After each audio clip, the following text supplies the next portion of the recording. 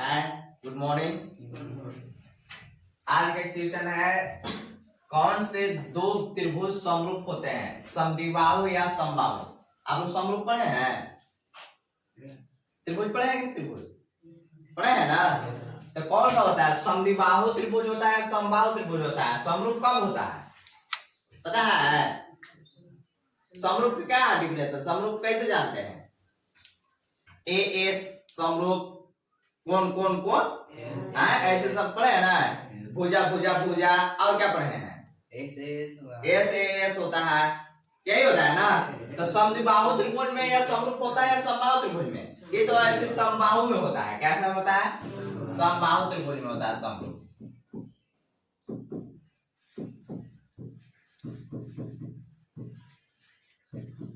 ठीक है, इसमें देखिए आप फिर है, किसी वृत्त की आसपास रेखा उसे कितने बिंदु पर प्रतिच्छेद करती है पता है? वृत्त पर कितने, बताओ। किसी वृत्त की आसपास रेखा जानते हैं? आसपास रेखा जान रहे हैं कि नहीं जान रहे हैं? ये वृत्त है, मान लीजिए क्या है ये, इस पर आसपास रेखा क्या है? इस पर आसपास रेखा, ये आसपास रेखा है। मान लीजिए ए भी एक आसपास रेखा है, ठीक है? ये कितने बिंदुओं पर प्रतिच्छेद किया हुआ है? केवल एक ही बिंदु पर होता है। केवल टच क्या होता है? एक ही बिंदु पर प्रतिच्छेद करता है इस जगह, ठीक है? कहीं पर कहीं पे भी करेंगे तो केवल एक ही बिंदु पर प्रतिच्छेद करेगा। कहां पर? एक बिंदु पर करेगा, एक बिंदु पर ना। जैसे मान लीजिए और है, ये नहीं कि वही भर है, ये मान लीजिए है आसपास रेखा, इधर से भी खींच सकते हैं। कितने बिंदु पर किया? एक पर है, ठीक है? तो एक बिंदु पर करता है। कितने बिंदु पर? एक बिंदु पर करता है। अब रहेगा क्या, कौन सा क्वेश्चन पढ़ना है कि एक पासा को एक बार फेंका जाता है, 3 से कम 4 से बड़ी संख्या पाने की प्रक्रिया ज्ञात करे। कहां से क्वेश्चन दिया हुआ बताइए? बताइए कौन से चैप्टर से है? पहले चैप्टर को नाम समझेंगे तब ना पता चलेगा कहां से दिया हुआ, कहां से क्वेश्चन में है। 14 लेसन, हाँ प्रैक्टिस से दिया हुआ। कहां से दिया हुआ है? प्रैक्टिस से। तो हम लोग प्रैक्टिस में पढ़े हैं, क्या पढ़े हैं? हल। प्रैक्टिस में क्या है कि पहले हम संभव परिणामों को कुल संख्या लिख लेंगे, ठीक है? तो संभव परिणामों को कुल संख्या कितना होगा बताओ तो? लिखेंगे हल संभव परिणामों की कुल संख्या 3 बराबर कितना होगा बताइए आप लोग? 3 ना 4 कुछ नहीं। पढ़े जाएंगे पासा। पासा में कितने अंकों तक आता संख्या? हम पासा को फेंकेंगे तो क्या आएगा? या तो आ सकता है 1, या तो आ सकता है 2, या आ सकता है 3, या आ सकता है 4, या आ सकता है 5, या आ सकता है 6, या आ सकता है 7।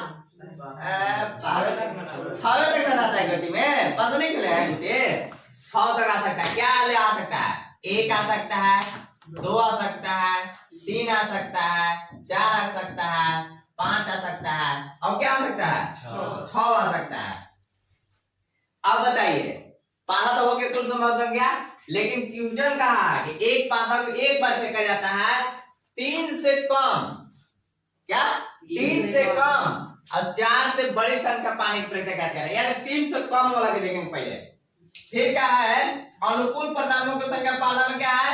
अनुकूल परिणामों की संख्या, अनुकूल परिणामों की संख्या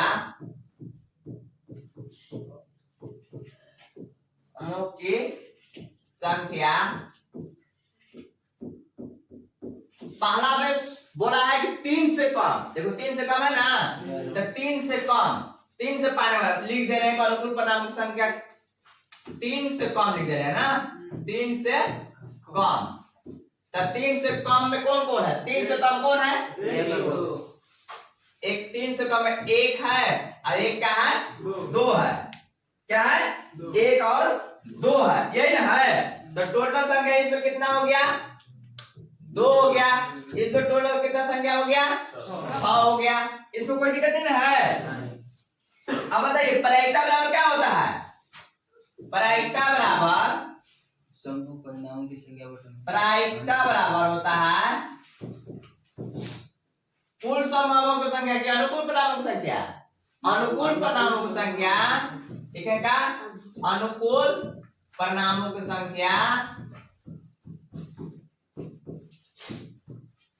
संख्या बटा में कुल संख्या सभी संभावना के संभाव परिणामों को कुल संख्या माने सभी संभावनाओं की कुल संख्या। ठीक है, यानी अनुकूल परिणाम संख्या कितना है 2 है। सभी संभावनाओं कुल संख्या कितना है 6 है। 2 दिया 6 यानी 1/3 प्राप्त होगा। 2 दिया 6 तो 1/3 होगा। यानी पहला में ये हुआ। दूसरा क्या था दूसरा ऑप्शन में क्या था ये पहला में था ये मान लो। दूसरा में क्या है दूसरा में 4 से बड़ी संख्या पाने वाले तो 4 से बड़ी वाला में दूसरा में 4 से बड़ी संख्या पाने वाला है ना।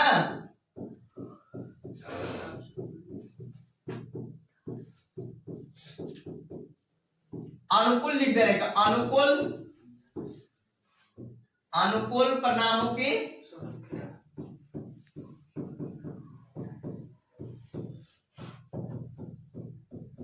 अनुकूल परिणामों की संख्या। 4 से बड़ी कौन कौन है 5 और 6 यानी कितना संख्या हो गया 2 हो गया। अब हमारा सब दिया हुआ है कुल समाव कितना है 6 है। तो इसमें प्रायिकता बराबर क्या हो जाएगा अनुकूल परिणामों की संख्या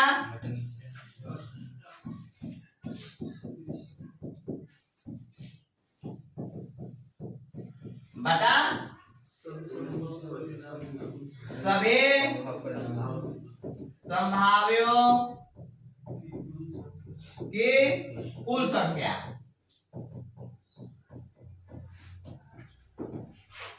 दो है इसमें अनुकूल में बटा में 6 2 दिया 6 यानी 1/3।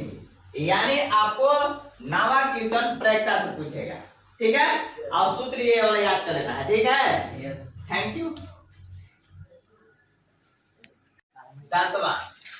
वर्ग अंतराल की निम्न सीमा एवं संत्यक ब्रह्मता के बीच खींचे गए आलेख को किस प्रकार का त्वरण कहते हैं। किस प्रकार का त्वरण कहते हैं पता है कुछ नहीं पता है। ऐसा रहता है 0 रहता है इधर x डैश y डैश वाला में रहता है। मान लो कि आज का क्वेश्चन है 10वां वर्ग अंतराल की निम्न सीमा एवं संत्यक ब्रह्मता के बीच खींचे गए आलेख को किस प्रकार का त्वरण कहते हैं।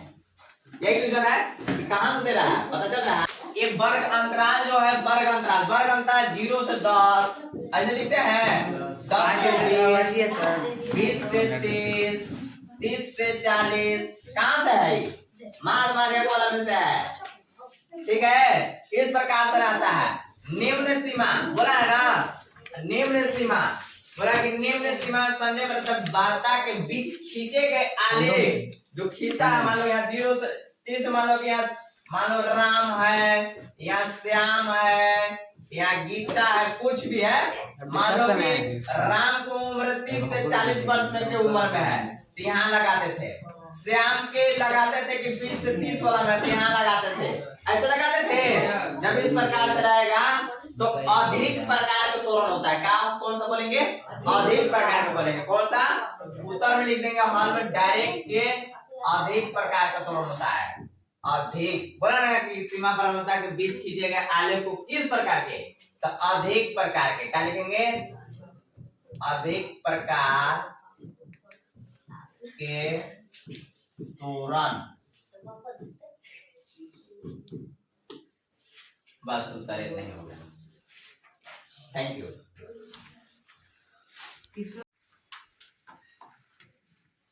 आज का क्वेश्चन है 11वां क्वेश्चन में इस प्रकार से रहेगा।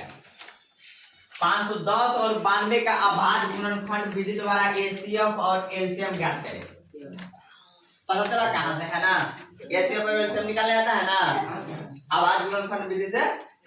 तो आपको सबसे पहले किसको निकालेंगे, अभाज्य गुणन। देखो इसमें पूछेगा या तो एचसीएफ एलसीएम ज्ञात करें, या तो संख्या ज्ञात। एलसीएम दिया हुआ रहेगा, एचसीएफ को ज्ञात करना हो गया। तो हम लोग को सूत्र ये होता है, इसमें क्या होता है, इस ये जो है फल लिख देते हैं, इसके बाद बता रहे हैं फल में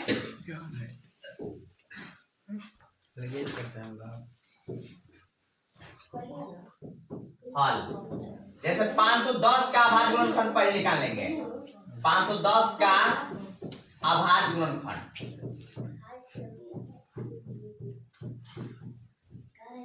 बन जाएगा सर, बता रहे हैं 100 और 510 का अभाज्य गुणनखंड कैसे होगा बताइए, कैसे निकालेंगे। पहले इधर आप लोग को क्या करना है, 510 को काट लेना है, ठीक है। 2 से कटेगा, 2 दूना 4, 2 पचे 10 और 2 पचे 10, यही ना। 255 गुना के 510 हो गया। फिर 2 से कटेगा, नहीं कटेगा, इसलिए कि 5 है का यहाँ। तो 5 5 10 दोबारा, यानी कि 3 से कटेगा। कितना से कटेगा, 3 से। 3 और 8 24 और 3 बचे 15। अब कितना से कटेगा, 3 से कटेगा नहीं, 5 से कटेगा। 17 बटे 85, बस हो गया। यानी कि 2 गुना 3 गुना 5 गुना 17, ये हो गया। अब 92 का अभाज्य गुणनखंड का होगा,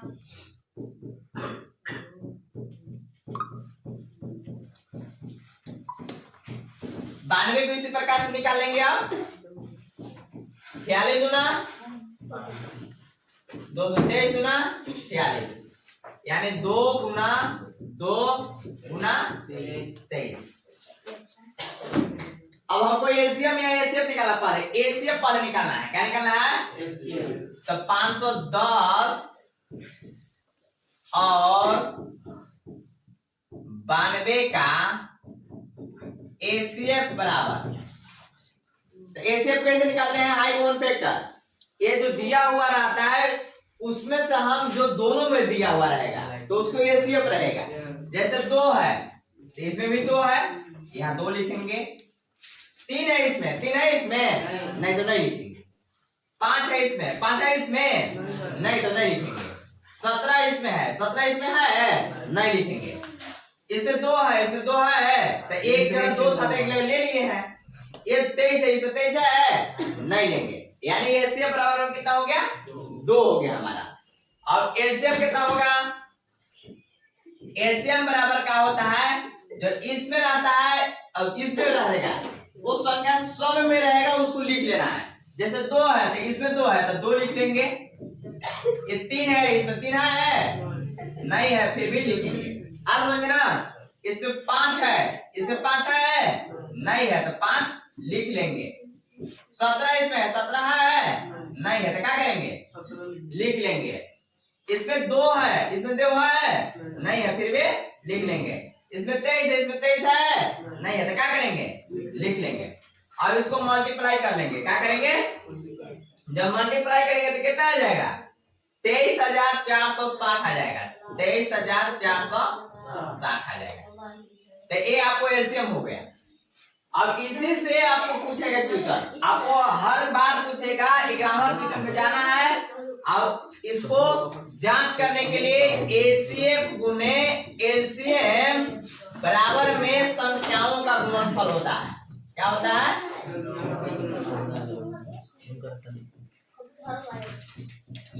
ठीक है। अभी अगला क्वेश्चन आएगा तब इसके बाद पता चल जाएगा, ठीक है। Thank you.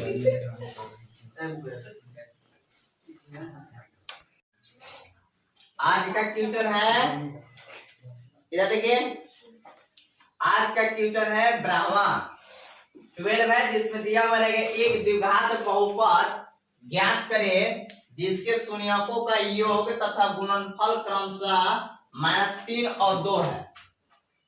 यही क्वेश्चन है कि ये योगफल ये -3 दे जाएगा 2 देगा, कुछ भी दे सकता है, ठीक है। 4 दे सकता है, 5 चारों दे सकता है, 5 दे सकता है, लेकिन क्वेश्चन आधारित यही रहेगा। और किस चैप्टर से यही है?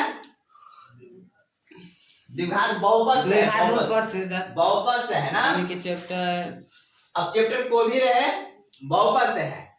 ऐसा सूत्र आप लोग को याद होगा, कहां से दिया हुआ पता है? कोई चैप्टर का मान लीजिए कि माना द्विघात बहुपद, माना द्विघात बहुपद, द्विघात बहुपद, मेरा माना द्विघात बहुपद ax स्क्वायर प्लस bx तो वही बना प्लस c है। क्या है? c है, c है जिसके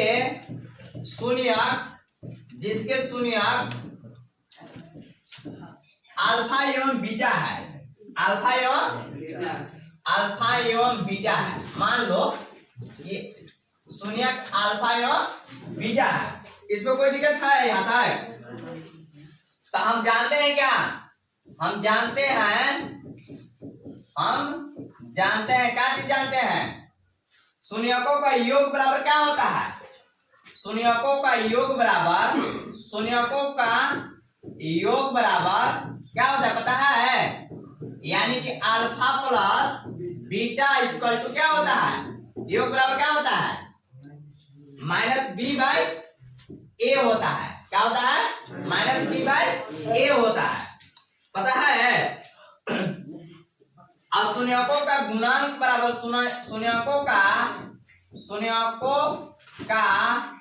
गुणनफल बराबर यानी अल्फा इंटू बीटा बराबर c/a होता है। इसमें कोई दिक्कत है यहाँ तक? और दिया हुआ क्या है? दिया हुआ है क्या? योग दिया हुआ -3 और गुणनफल दिया हुआ है 2। देखो योग दिया हुआ है -3 और गुणनफल कितना दिया हुआ है 2। तो हमको क्या करना है? ज्ञात करना है, बहुपद ज्ञात करना है। क्या ज्ञात करना है? बहुपद ज्ञात करने के लिए क्या होता है? तो alpha plus beta equal to -b/a। तो -b/a अल्फा प्लस बीटा बराबर कितना दिया हुआ है? इधर यहाँ बना रहे हैं, अल्फा प्लस बीटा बराबर कितना दिया हुआ है? 3 दिया हुआ है। 3 बराबर में -b/a माइनस में ना है जी, माइनस में दिया हुआ है क्या? हाँ माइनस में दिया हुआ है ना, -3 दिया हुआ है। तो अल्फा प्लस बीटा बराबर कितना दिया हुआ है?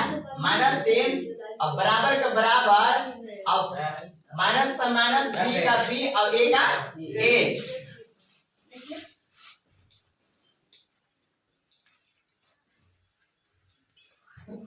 -3 का 3 और -b और a का a। अब इसको क्या करेंगे? हल कर लेते हैं। क्या कर लेते हैं? हल कर लेते हैं। ये अल्फा इंटू बीटा बराबर कितना दिया हुआ है? 2 दिया हुआ है। c/a, c कितना दिया हुआ है? c और a मालूम नहीं है मालूम नहीं ना जी? तो इसको क्या करेंगे? a बराबर कितना है इसमें? a बराबर में हमारा देखो 1 लिख सकते हैं, a बराबर 1 और a बराबर यहाँ भी 1 है। अतः हम लिख देंगे, अतः a बराबर कितना है? 1 और b बराबर कितना है? b बराबर -3 और c बराबर कितना है? 2। c बराबर 2। c बराबर कितना है? 2 होगा। तो बताइए द्विघात बहुपद क्या होगा? बताइए तो। इसलिए द्विघात बहुपद 1/3 -3 2 यहाँ लिख रहे हैं ना। अतः हमें द्विघात बहुपद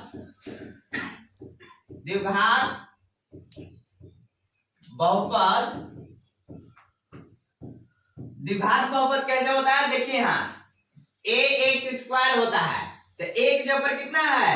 1 है, तो 1 से 5 पर छिप जाता है, तो क्या लिख सकते हैं? x² प्लस bx, तो b के ऊपर कितना है? -3 है, तो माइनस और माइनस क्या हो गया? वो माइनस। देखिए माइनस ऑलरेडी पहले से था, फिर माइनस 3 एक्स है ना प्लस सी, तो सी कितना है 2 है, बराबर लिखेंगे x square minus minus plus 3x plus 2। यही क्या करा था, एक द्विघात बहुपद ज्ञात करे, द्विघात बहुपद यही हो गया हमारा x square plus 3x plus 2।